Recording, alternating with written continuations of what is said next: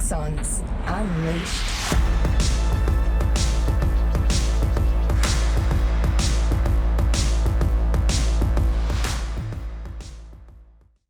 G'day ladies and gents, Robbie Turner here again with Axons Unleashed. We've got a really, really special episode here today. I've got one of my good mates, a really a guy I've known for a long, long time, another very successful veteran entrepreneur in the real estate sector here as well, here on the Gold Coast. We're joined by the Clint Hynes, the great man himself, Clint Hynes here, mate. How are you, brother? Yeah, well, buddy, good to see you. Welcome to Axons Unleashed. I know we've been talking about this for quite a while, and your calendars and my calendars are extremely convoluted, let's just say that.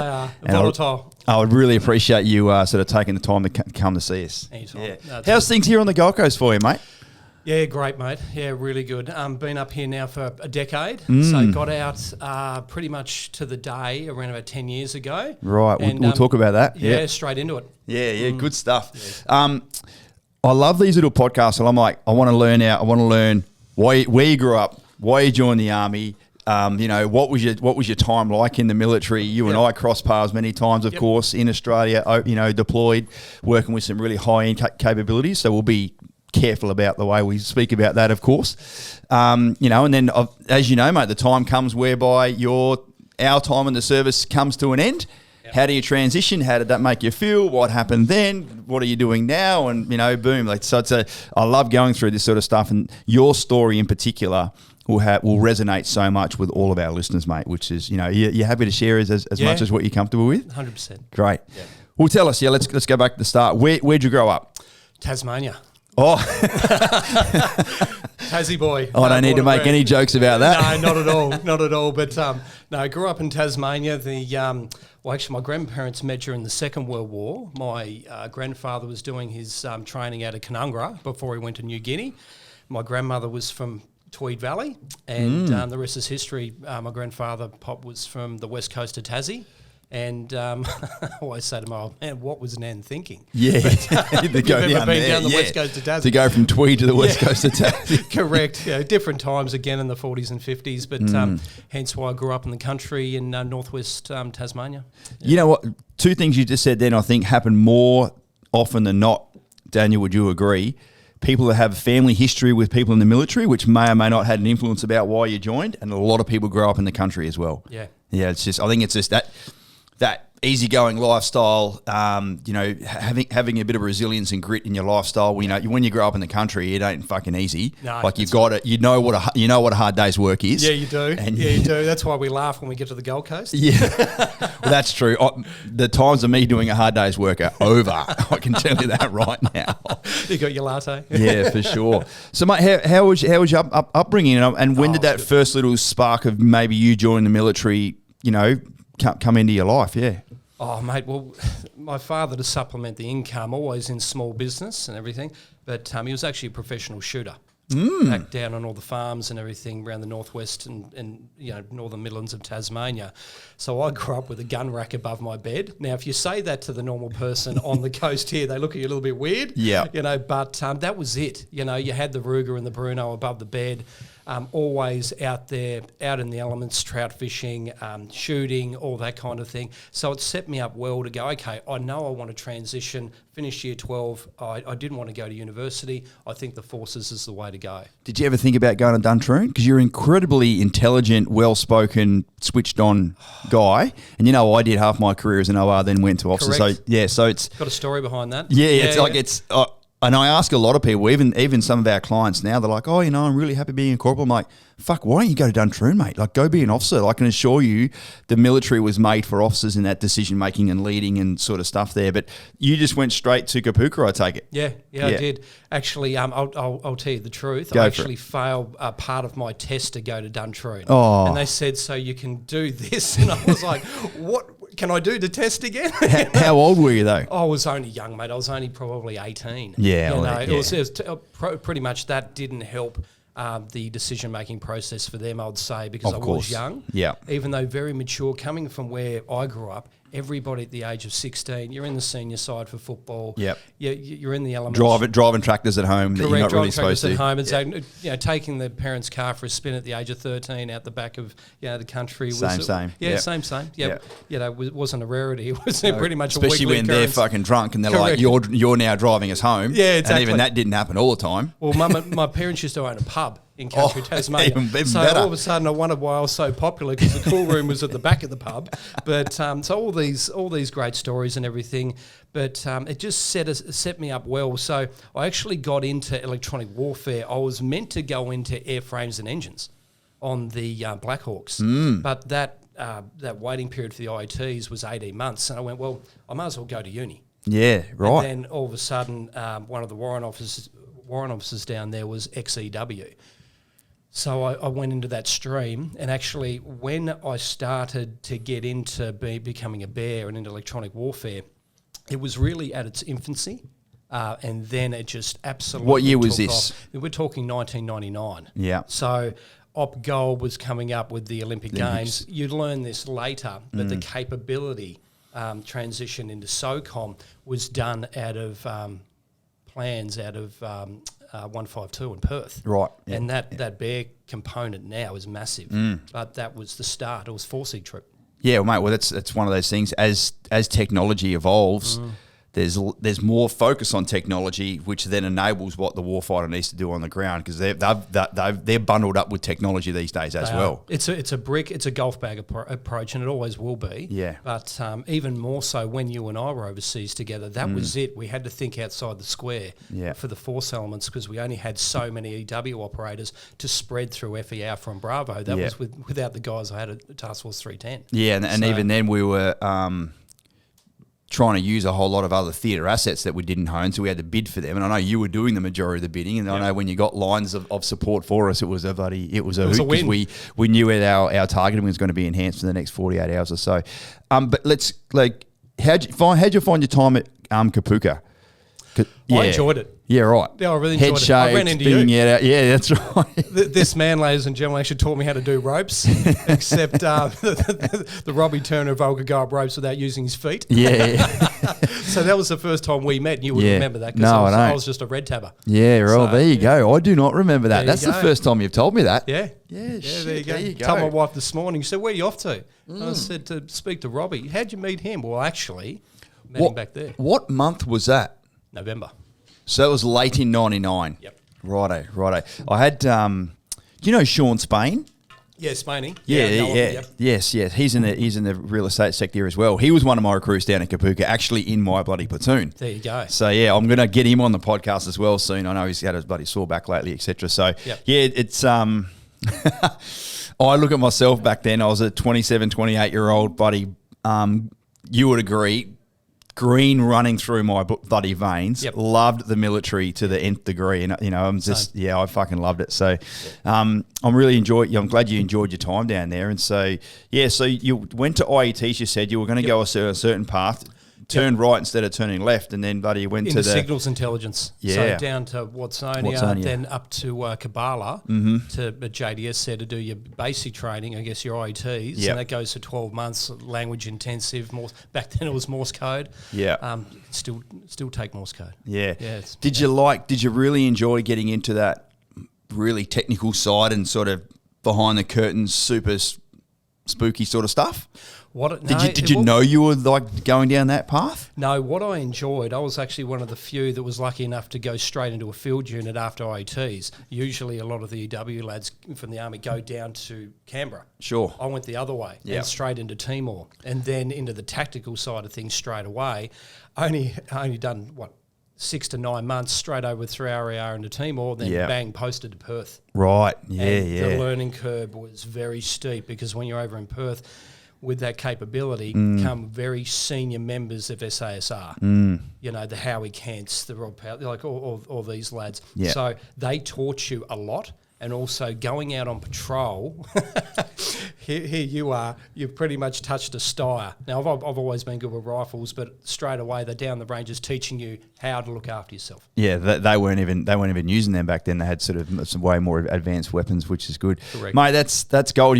So your overall military career would have been just going from strength to strength. It was. Yeah, it really was. You know, I bet you were so glad you didn't turn left and go to aircraft fitters and went into the stream that you did, because it was able to really suit your personality and what you're able to achieve so much. And also that capability was growing exponentially so quick out of Perth, and then all of a sudden, bang, 4 hour. Yeah. Raising the capability in 2006. Yep. You know, out of the old barracks. Yes. Before we got the new one, which is brilliant. Big opportunity in green rolls. Yeah. The good thing about that capability, there was a lot of sharing, you know, which was great. No one was above anybody else. But I really enjoyed my time over West, and it set me up very well to come into second commander. Is that when they pretty much raised 126 then?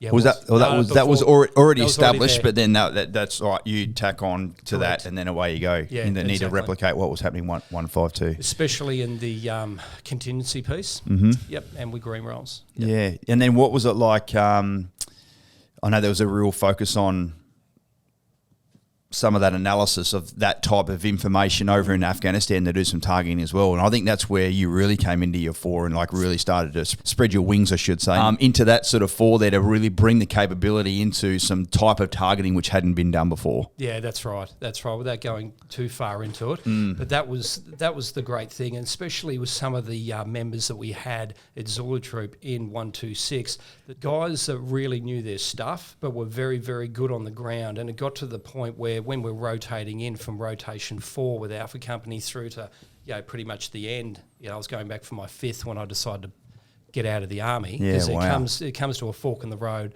I was always going to be destined to get into real estate. It was just a matter of when. Yeah. And of course, you and I know, you just know when you know. Yeah, you do know. What was it like when you were going back for your, you know, because doing five trips over there is a lot. Yeah. You know, I only did 3.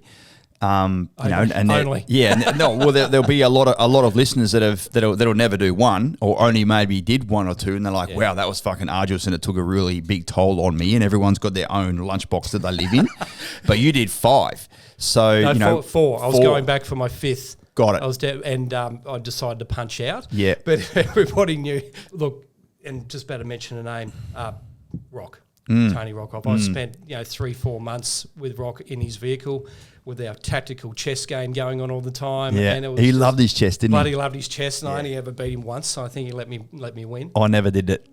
No one ever beat him. He's always too good. Exactly, but R.I.P. brother to you, by the way. Yeah, absolutely. Yeah, that hit us hard.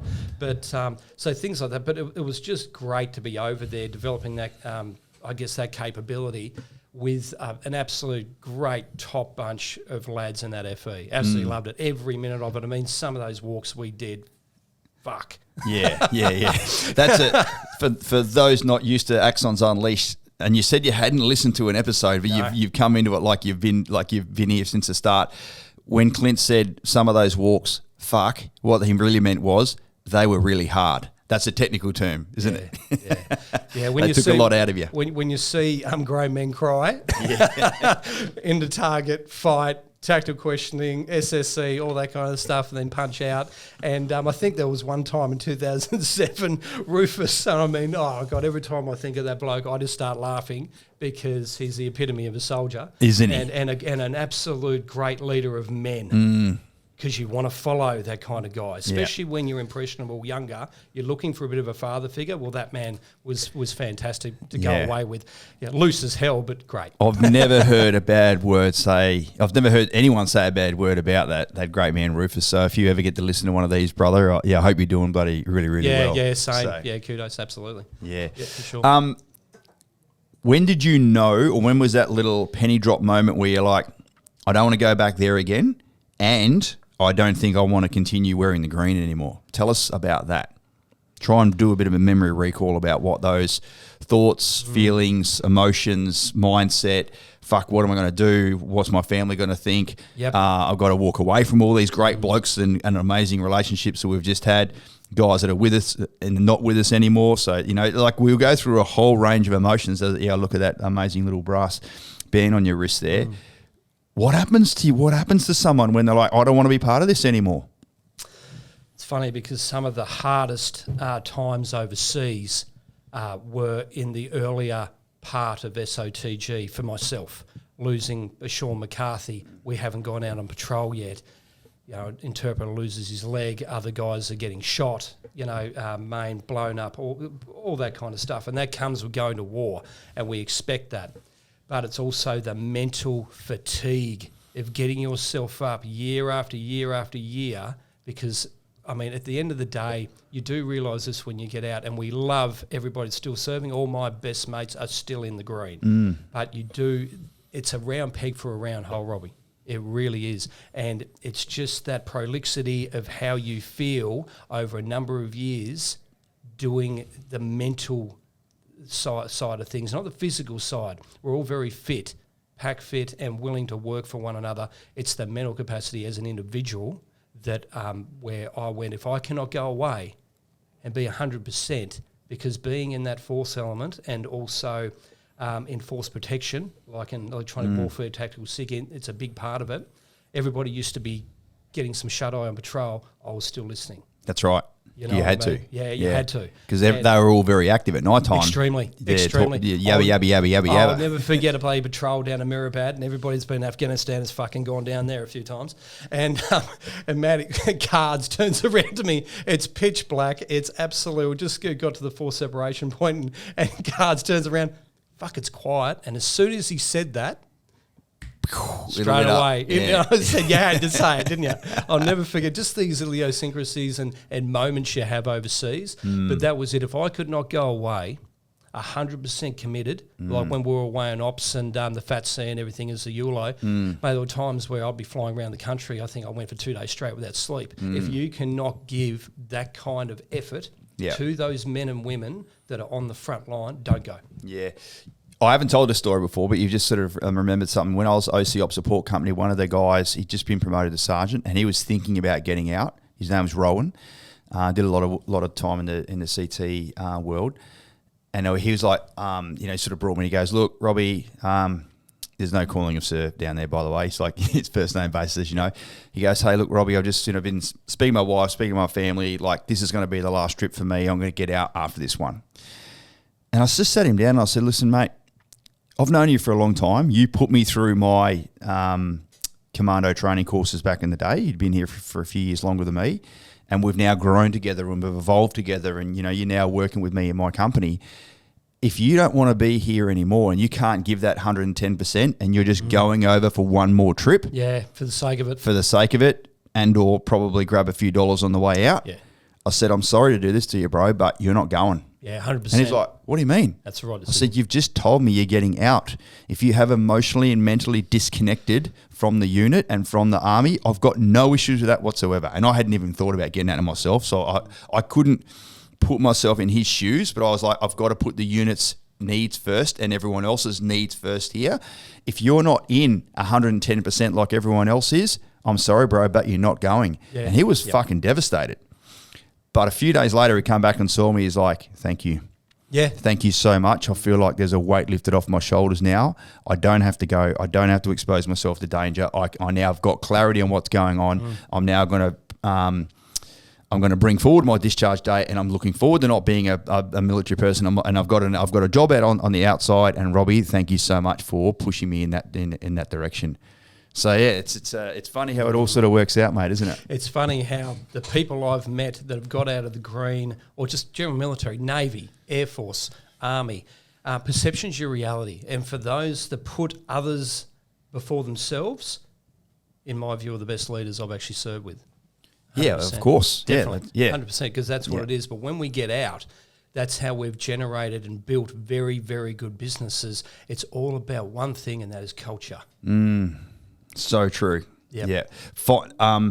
Knowing why the business exists, having that purpose or the North Star, and you do not fucking delineate from that one little bit. Nope. And you do not accept standards that aren't in line with that. And if people and culture and behaviours are not congruent with that, then I'm sorry, you're going to be voted off the island. Correct. And that's pretty much what happens. one of those things. And in real estate, Robbie, you know, it's like a turnstile. If you went to a lot of successful agencies around here, hardcourts, I'd know a lot of people that are it's just like a turnstile. Yeah. What I've tried to bring from the military into a Ray White franchise is very, very good leadership. But I've always said leadership doesn't always go from top down. No. It also starts from, you know, those team commanders. There's the intent. How are you going to do it? Yeah. That's it. And I challenge my staff every day. Yeah, great. Let's talk about that. So you've decided to separate, no dramas, and just...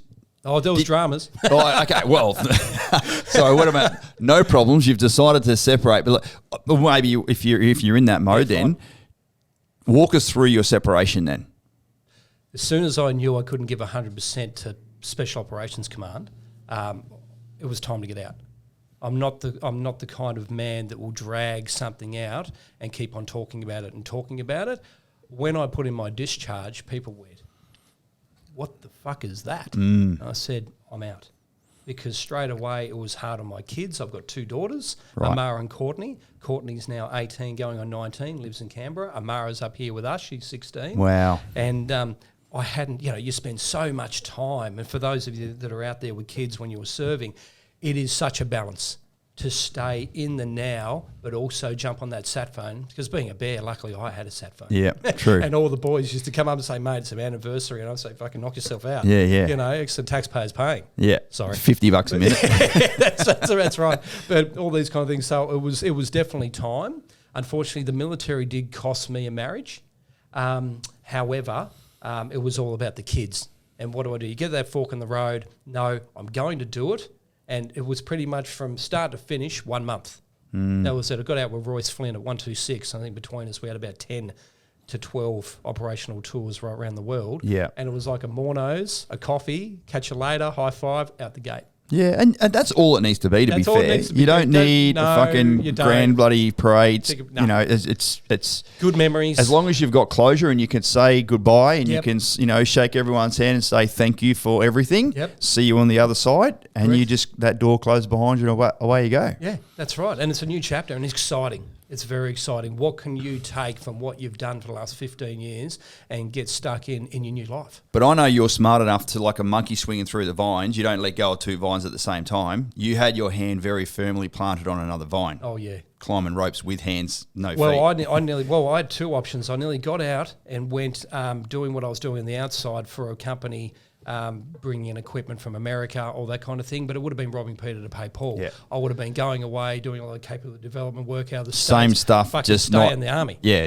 That's it. Being a gun runner, as they used to call it. That's right. And I'm still very good friends with that gentleman who still does a lot of defence contracts to this day. Great. Yep. Yeah, but you had another option up your sleeve. Real estate. Yeah. Did I hear you right say when we caught up for a coffee the other week that your family's been in real estate here on the Goldie before you joined? Yeah, Correct. tell us about that. So there's a lot of trepidation coming from what we used to do into a family business, right? 100%. The son's now returned from, Afghanistan. Look out, and I just went about my business. I didn't know. I knew real estate quite well because every conversation I used to have overseas with my father usually involved some real estate. Of course, we couldn't talk about anything. So he finished the shooting stuff down in Tassie. Yeah, look, moved up here. Done a lot of things. Yeah. Very much an entrepreneur. He's done everything. So good. Small businesses, got into real estate down in Launceston with Ray White, come up here, backed himself, started Ray White Oxenford. That then when I got there turned into Ray White Oxenford, Ray White Helensvale, and they run successful businesses in their own right. Really do. Fuck, the first thing that sprung to mind is like, we need to have a lunch. I'd love to sit with your dad and just talk about business. Jesus. He's an encyclopedia. He is old school. He's still got the checkbook for Pi Jesus. Does he keep one hell of a ledger? No, but he's also a mechanic. He's real. That's the thing about my father. He is real. Good, bad, and different. If you don't like it, too bad. You're going to take it anyway. Were they happy when you told them that you'd finished your time in the green and Clint was coming home? Oh, mate, look. Yeah, they really were. Sure they were. Yeah. They were. Yeah, probably more my mother, 100%. But they were because they knew it was time. It was time. I'd done everything I wanted to do in the army, and really the pinnacle being that last trip with you. Yeah. What beats that? So it was a good time to transition. How many years did you end up doing? Two in drop shorts and 13 in the regs, so 15 all up. Yeah, wow, that's plenty. That's plenty. Yeah, that's really good. From my memories of being in the military, you don't get taught much about business because whilst my dad ran his own earth moving and sort of grain carting, sheep carting stuff back in the country, and Mum was one of the senior managers at Kmart for 30 odd years. Yep. They didn't talk to me about marketing and sales and HR and accounts and all those other things that go into we're all still learning on that one, let me tell you. The mechanics that go into running a business, no one had ever taught me. Yep. What was your transition? And I've been like doing my own MBA on the fly every day for the last bloody 5 years, especially run my own business, which I think is the most amazing way to do it, by the way. It is. I don't need to fucking know what's in the book. I can tell you what happens here on the ground. Yep. And that translation is very crystal clear to me.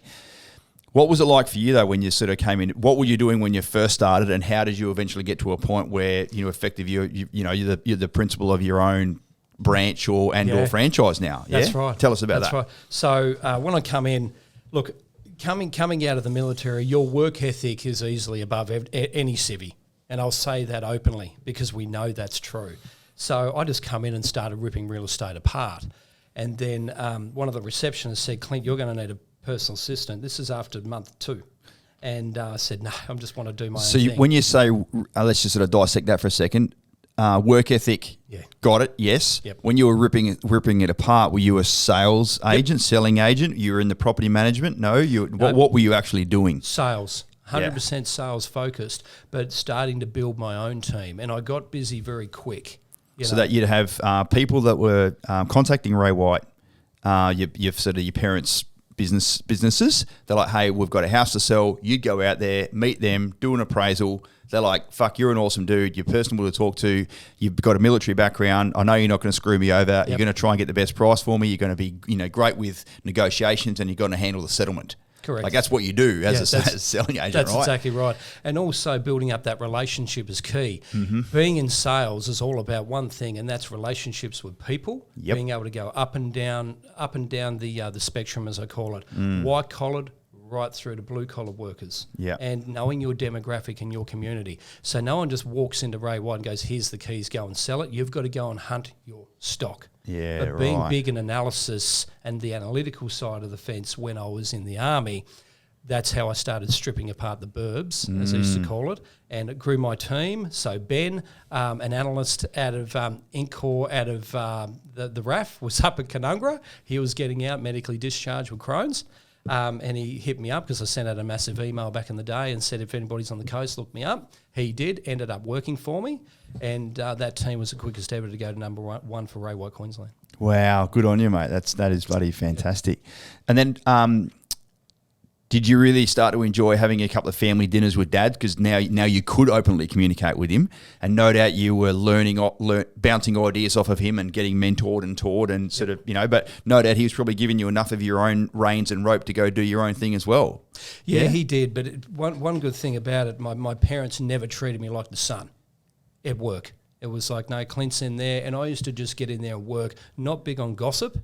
As far as I'm concerned, coming out of the military, I had time to make up, 100%, especially going through a separation. So built the team, built a culture, built a team within the team, and then you don't just not just handed a Ray White franchise, you were selected. There's only so many principals on the Gold Coast for Ray White. Yeah. And luckily they approached me and said, "Clint, we think you've got the right attributes and leadership skills to open up your own business." And that was a big decision point. What year we're talking about here? We're talking about 3.5 years ago. So probably, when was that? 2019? Yep. 2019. So I said yes, and I'd like Ray White Nerang. I always wanted to start Ray White Nerang. It's dead centre of the Gold Coast. It is the crossroads. We started in March 2019, and here we are today. We started with 4, now there's over 20. Yeah, 20. Yeah, that's amazing, mate. Yep. Yeah. Yep. What's been some of the most challenging times about growing that team? That's a fair amount of people that come into the team. Yep. There's recruitment, there's onboarding, there's induction, there's getting that form, storm, norm, perform sort of, team dynamics. And it's like that's when you're going from 4 to 20 in 3 years. That's almost like every couple of months you've got a new form, storm, norm, perform activity because there's a new face in the business. And I'm sure there's been a couple of revolving doors from you as well, or not, like or have every single person that you've recruited stayed so far.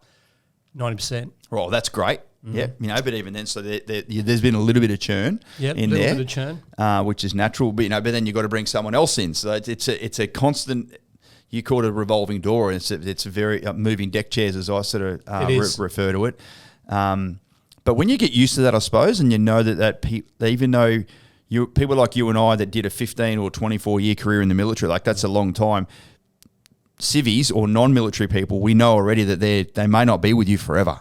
Correct. And that's just when you understand that they're not going to be there forever. Like there's one person in the business that's going to be there forever, and that's the business owner. Because otherwise the business fucking doesn't exist unless they sell it to someone else, and then there's a new business owner that comes in. Well, with business, it's down to knowing your strengths and your weaknesses and identifying them as soon as you can, and you're always learning. Luckily, when I had was up at Oxenford, my first employee was 19 years old.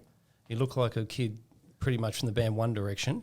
And slick back hair. Mate, I'll tell you, now Brenton is part owner in the business at Nerang and is an absolute gun. Now, he didn't start that way. I moulded that lad. He's like a brother to me now. Awesome. And we are like yin and yang. We just bounce off each other. Where I'm strong, I am the bulldozer, and he cleans up everything behind me, and that's fine. Yep. But you play to your strengths and weaknesses. But luckily, having that running partner in business, whether it's a partner or a significant other like a Brenton, look, I wouldn't be where I am if it wasn't that team. You've got to have an oppo. Oh, you do, mate. That's You do. you don't go through a door by yourself. You got to have someone with you. You don't clear a hallway by yourself. You got to have someone with you. You do. So it's so important, and I'm stoked that you found someone so early and so young that you've been able to lead, teach, guide, mentor. Yep.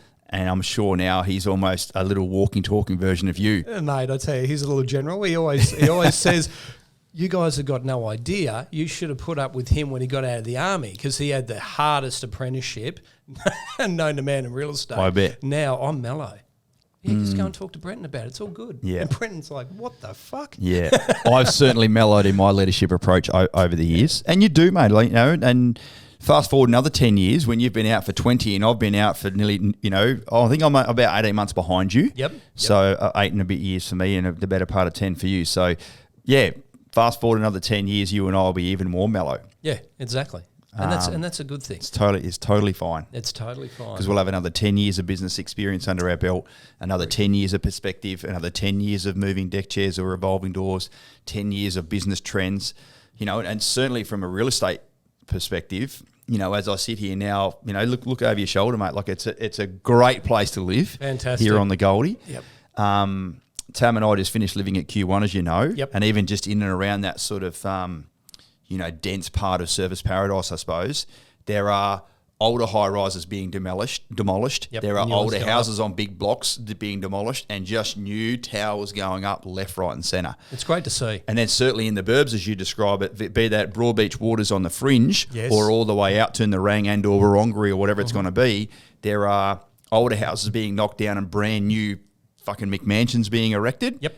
And or some other sort of boutique housing developments out there as well. How have you seen the Gold Coast market from a pure real estate sector evolve over the last 10 years? Oh, absolutely mind-boggling, staggering. These are the words and synonyms that I'm throwing out here, but that's exactly what it's been. The population growth is only going one way. The affordability up here compared to the southern states is amazing. Although getting worse. Getting worse, Yep. getting worse. It's really tightened up with rentals, and people are seeing these kind of things on articles and on the news and everything like that. Yes, there is a shortage of rental properties, but that was bound to happen with the population growth the way it is. So just phenomenal compared to when I started real estate nearly 10 years ago to the day to now, chalk and cheese. Yeah, wow. What about house prices? Have you got a couple of sort of good stories to tell about no names, no pack rules, of course. Listing comes on, expectations as far as sales are this, auction yes or no, couple of bids that go in, and then you get a sale price over and above the sort of reserve. Is there something that springs to mind there that's sort of a bit of a wow factor? You going, holy shit, I had no idea they were going to get that much for that house. Yeah. Time and time Probably again. lots of them. Yeah, many of them. It's all about expectation management. Luckily, we sell in older areas, so the owners have been there for 30, 40 years. They can tell you where they buried the cat. They can tell you exactly what's in the garden. Wow. So this is the thing. You're selling memories. You really are in real estate, and if you do not get that, you will not make it in real estate, in my humble opinion. You know, if you're only there for one thing, just a completely wrong reason to be there. If you're only there for the money. Yeah, That's it. yeah, You've got to mate. be there to create friends, clients, and that's return business. All my business now is return business. Yeah, it's so good. Yeah. We're just getting to that point now, and it takes a while. It takes a long time to get some traction as far as that goes. So certainly the market conditions have been very helpful for us. All the end of build coaching sessions I'm doing at the moment for people that have finished building properties over the last 12 to 18 months, they've all made 100 plus grand of equity. And I'll get to the end, I'm like, hey, how you guys feeling? They're like, that was freaking awesome. Can we do that again? Or when can we do that again? Or what do we need to do to crunch the numbers? Yep. Do I need to fly mum down from Townsville so she can look after Bub for, or the toddler for a few days a week to reduce our outgoings as far as daycare goes? Robbie, we want to do anything we can to buy another property somewhere. Yep. And when you get to that point and people are looking to buy from you as opposed to you selling a service or a product to them, you turn the game on its head. Yeah, you do. And it's fucking phenomenal. It's phenomenal for everyone involved. It's a win-win. Obviously, the commercial viability of Axon continues to grow from strength to strength. Yep. But most importantly, the purpose of why we're here goes from strength to strength is to help the defence community secure their financial future using property.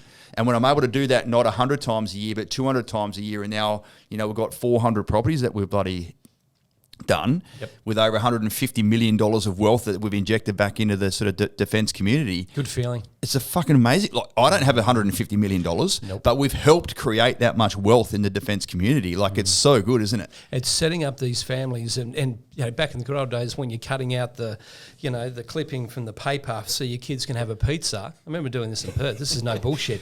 But building wealth, it's good because if they've got wealth and they know that their kids are doing well because they're financially sound, straight away, money gives you options. It's not everything in the world, but it gives you options. And when it comes to options for families and kids, bingo. It's that intergenerational wealth. Oh, it is. It's by far the number one reason I do sit down and dissect people's goals when with the very first coaching session. I'm like, so why are you here? Oh, we've got some money in the bank. Want to buy a property? I'm like, I can see what the numbers are, but why? They're like, and then we eventually get to a point. And not everyone has children, by the way. Tamara and I are not having kids, that's right, for instance. But they're like, I want to leave a couple of kids. We're going to have 2 children, or we've got 2 children now. We at least want to buy our own home and 2 investment properties to leave something for the kids. Oh, that's that intergenerational wealth. It is. Like it's no and it's wonder. good to see. Yeah, it's really good to see the parents are there thinking about taking these steps because it is a really sound way to build that internal wealth, like you say. It really is. There's no better way. You will be amazed at the amount of sub 25-year-old couples, singles, gay couples, whatever, that walk in our door via the internet, that we coach, that have been brought up with good money habits from their family. I was not brought up with good money habits in my family because I grew up in the country as well, a couple of hours north of Adelaide. And I'm not saying it's a poor area. It's a very blue-collar area. Yes. But people would shit themselves if they knew that I was in a couple of $1 million of good debt. Yes. Yes. Big difference. back there, it's like pay your own home off as soon as you can, and you just live in that sucker for the rest of your life, and that's it. You don't have a mortgage. Perception's your reality, mate. Yeah, it is. Yeah. But like, there's so many young guys and girls now, and it really lights me up. And my wife Tamara as well. She's like, I can't believe they're 22 years old. They've already got 100 grand saved. They bought their first property. Now they're going to have 2 investment properties, over $1 million, over $1 million property portfolio, which is operating in a positive space by the time they're 25. Like, how good is that going to be when they get to their 50s and stuff? Great feeling. Self-funded retirees. It's family set up. Peace of mind for the kids. It's everything. It's so good, mate. And I'm sure that some of the other satisfaction that you get is that, sure, you sell houses, but then people buy houses, and then you go and then welcome people into their new homes as well. Oh, so like young families that have finally got a roof over their head, for instance. Mate, I've been involved in that many emotional sales. One pops out, and it's actually... I'd love to hear about it. Well, Poppy Pierce. I do. Passed away. Yes. Afghanistan. I didn't know him 2007. personally, but I know who you refer to. So Yes. I'm good friends with his late wife. Oh, sorry, for his wife, Nicole, and also has two girls. Met her early on in Oxenford, actually, just in a door knock, believe it or not. And I met Stephanie first, her youngest daughter. Long story short, Nicole wanted to sell that property off California Drive in Oxenford. My father went round, helped with the tiling. Special story. This How one. good. And that was fine. And Nicole wanted to get onto acreage. She worked at the Outback Spectacular with horses, and found the property, and couldn't quite get it as far as the vendor expectation went with money. The head army chaplain was involved in the purchase from R1 down in Canberra. Got them on board. Another gentleman, his name eludes me now, and we pretty much put the deal together. Now, that was the most emotional deal. There was not a dry eye in the house or in that business that night when we got that deal together. I think even the chaplain was crying, which is beautiful. And now Nicole lives... Holy tears, of course. Oh, absolutely. Beautiful. Beautiful story, it really was. But and that's a good thing. She's still living there now? Still living there now, mate. I was just Oh, talking to her a couple good. of weeks ago. Got the Australian flag, flying high every day. Brilliant. Beautiful lady. But these are the things. Real estate can be a beautiful thing for families. It really can be, because of all the emotion involved in it. Yeah. Yeah. And there's this wonderful thing called lifestyle choices versus wealth creation choices. I had a great chat with one of the senior NCOs was down at 126. He's now got out working for in a high level job down in Canberra. Yep. Earning a shit tin more money, but obviously now he's paying $750 a week rent, not $250 a week in Maricotta. So it does sort of, there's 26 grand a year there or so difference. So it all balances like there. And he goes, look, made a couple of $100,000 of equity in a property up at the Sunshine Coast he bought with us. Super stoked about the process. He's like, look now, but we want to get our feet into the property market, and when we're probably going to buy our own home down here in Canberra. I said, how much do you want to spend? He goes, probably about $900, $950. I'm like, all right, no worries. I said, what are you going to get for that? And they're like a 50-year-old house right way out the back and then like 50 Ks away from town, because Canberra market is done booming. so well. And it's been very expensive for a long time. So out of Goulburn? Yeah, almost anyway. And I just said, look, mate, if you want to go and spend the better part of $1 million on a 50-year-old house miles away from anywhere, because that's all you can afford, I just need to let you know that that's going to be a lifestyle choice, and you'll be paying off that mortgage for a long time. And, I know that you want to have the security of a roof over your head. You've got 2 young children and your missus working there. I've got all that, no dramas. But yeah, lifestyle choice and wealth creation choices, Clint, are not the same, are they? No, they're not. They are not. And the sooner you understand that from a mindset perspective, the better you'll be. Don't get me wrong. If you buy in an area and you want to live there from a lifestyle choice and it goes up in value, fucking happy days. Correct. But if it doesn't go up in value, you shouldn't whinge about it, because you're choosing to live there from a lifestyle, not wealth creation. Yep. 2 completely different trains of thought. Yeah. Yep. So good. Mate, I love your passion about real estate. I love the fact that you're now another successful veteran entrepreneur. I think it's going to be my next project. And I'll ask you something without warning, per se. I'd love you to consider at some stage down the track, when you and I consolidate our current businesses even more, to get together in some way, shape or form and try and pass on some of the lessons learnt and some of the experiences about how to navigate your way through being an entrepreneur from the very start all the way through to being somewhat, to getting it to an even keel anyway. It's been a hell of a ride. Yeah. Yeah, absolutely. Yeah. And a few puckering moments here and there as well. Every day, but mate. You have to back yourself. Yep. You'll come to that decision point where it's either boots in, it's jump in the deep end and swim. Well, you do. You grab all of your chips on life. Correct. And you go, straight in. I'm in on this. That's right. And hope like fuck that it works. You're in on yourself. Yeah, you really are. When I started that business out in the M1, so much money to invest in it, so many settlements coming in. It was the oh shit moment, but you just back yourself. Yeah, it's so good, So I'd mate. love to do that, mate. Absolutely. All about that. I love passing on my experiences, good, bad, and otherwise, from a property and real estate perspective, and putting the right plans and coaching and guidance for our, for all of our clients now. Yep. my next little venture, mate, and I think, the little spark in your eye there about being a successful veteran entrepreneur, because there's people that are getting out that are like, fuck that, I don't want to take orders from anyone else anymore. Yep. I want to start my own business. And that's easy for those words to roll off your tongue. Very easy. But it's the hardest thing you're about to do. And the freedom and the extra time and all this money you're about to bloody start making is just fucking not going to happen anytime soon. It won't. So I want people to be crystal clear about that. And that's a statement. And then there's obviously lots of little points that go underneath that as well. If you do not have the foundation built in business, it will fail. 80% do inside the first 12 to 24 months. Yep. That's it. But the key takeaways when you're doing wash-ups, people have to be willing to take on this knowledge. That's it. And the main thing getting out of the army, military, purpose. Yeah. Who are you? Yeah. Who are you? What do you want to be? Who is the real person where you don't have your rank and your uniform on anymore? We all feel extremely proud. Yep. We all put our different berets and hats on and whatever it's going to be and rank and insignia, and we all feel extremely proud. But in the real world, there's none of that shit. No one fucking cares. Door. Who gives a shit? No, you're in the cares. army. Good for you.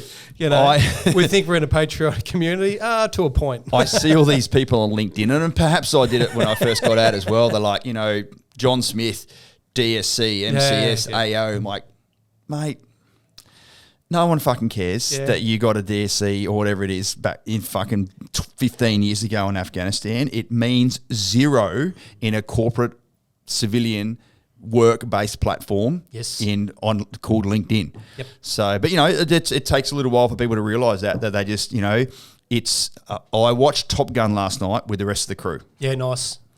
Watched it on Saturday night. You did? Yeah, I did. Right. And what's the one line that Iceman left Maverick with on the computer screen there that actually rang true with me?